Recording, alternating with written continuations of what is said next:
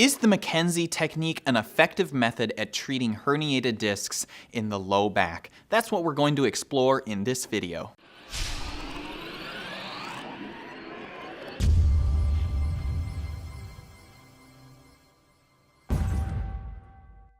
How's it going, guys? This is Chris with HealthyConsumer.com, back with another episode of Working Body Wednesdays. Working Body Wednesdays is where we discuss posture, functional movement, and hardening your body so it's better able to cope with the demands of daily life. If that sounds like something that's interesting to you, be sure to subscribe and hit the little bell so you never miss another video again. I receive a lot of comments in several of my other postural videos asking me what I feel about the McKenzie technique, so I thought I'd do a quick video on that. It's a fairly common approach to treating lumbar disc pathology through repeated extension exercises of the spine and then eventually progressed into more flexion-based exercises. It's important to understand why the McKenzie technique is used.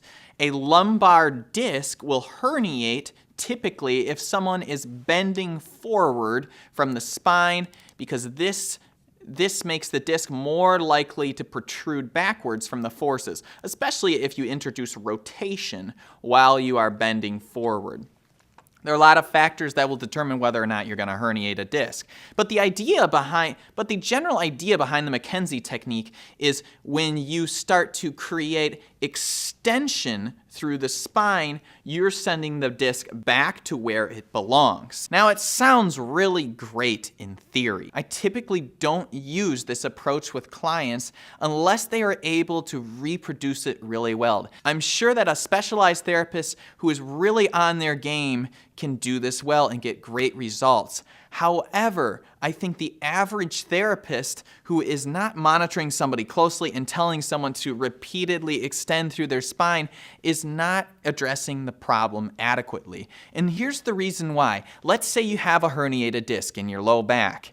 If you have a herniated disc in your low back, it's very likely that you're going to have a lot of guarding or muscle tension around that area. So if you haven't decompressed the spine first, then you're just going to extend around the area that's tight and possibly not extend into the area that needs it the most. If you're suffering with a lumbar disc, I highly encourage you to look at other components and have that assessed by someone like a physical therapist. There needs to be decompression of the spine. There needs to be strengthening of the core muscles. And there needs to be careful attention to detail if extension-based exercises are going to be used in order to address the disc pathology. Personally, I've had 2 herniated discs in my mid-back, my thoracic spine. What's worked really well in my case was a specific decompression traction known as Cox-Flexion Distraction, which several chiropractors use. Now, I know many of you may bat an eye when I say the word chiropractor,